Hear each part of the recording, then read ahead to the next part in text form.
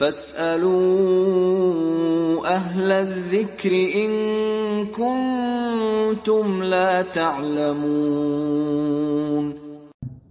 Disunahkan menyegerakan berbuka puasa sebagaimana dalam hadis Rasulullah SAW bersabda, manusia akan senantiasa dalam kebaikan selama mereka menyegerakan berbuka. Jadi kebaikan itu diantaranya dikaitkan dengan menyegerakan iftar. Dan ini saya kira ibadah yang sangat disukai oleh manusia. Betul tidak? Ya, maghrib itu ditunda dinanti-nanti, ditunggu-tunggu. Ibadah yang sesuai dengan keinginan orang. Manusia ini banyak sekali menantikan maghrib. Dan yang sunnah, nah ini yang sunnah misalkan kita menyegerakannya juga ini dapat sunnah. Kalau yang kita santap itu ada rutob, ya, rutobat, kurma-kurma basah misalkan. Kalau ada beberapa butir rutob kita makan. Ya, kalau tidak ada rutob maka tamarot, kurma-kurma yang kering. Ya, dan juga kalau tidak ada maka cukup minum air. Nah ini tata cara berbuka mesti antum tahu ya. Jadi kalau misalkan ada kurma, ada air, ada makanan yang lain, maka dahulukan kurma itu. Dahulukan kurma, bismillah. Baru minum air. Jadi bukan minum air dulu baru makan kurma. Jadi kalau ada kurma, air dan makan lain lah ya.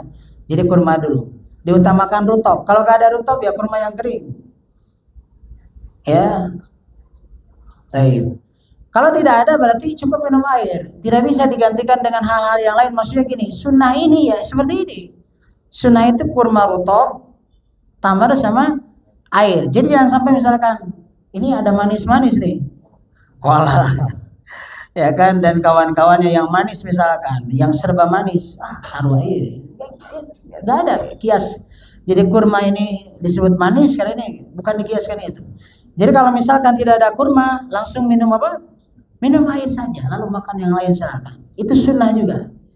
Jadi antum jangan sampai ngarang sendiri dengan analogi. Dah, sarwa amis ya. Kalau mama di Arab cina, di Sunda mana lain. Kan banyak penjual kurma di kita.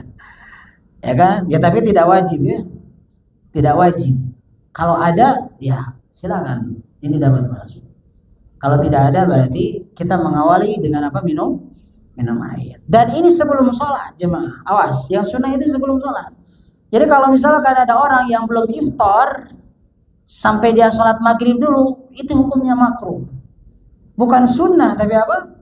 Makruh. Misalkan jagoan sama kuat tapi kaisa oh tidak.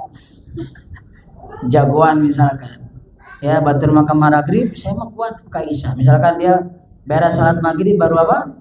Baru membatalkan baru iftar. Nah ini hukumnya makruh. Jadi antum tidak perlu seperti itu, jangan. Jadi yang sunnah Nabi SAW itu ya iftar dulu baru apa? Baru sholat maghrib. Hanya beberapa butir saja. Dan ini tidak disunahkan ganjil ya. Awas, ada orang mengatakan disunah ganjil. Itu sunnah ganjil itu saya baca di beberapa fatwa masyayikh, di saat kita mau keluar menuju musola di saat sholat id.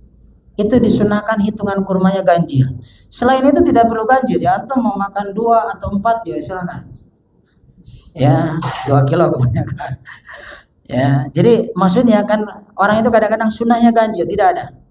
Jadi kalau dalam iftar ini silakan beberapa pun. Tidak disunahkan ganjil ya. Yang ganjil itu di saat kita menjelang mau sholat id itu kan Nabi SAW mencontohkan makan apa? Kurma juga. Seperti itu.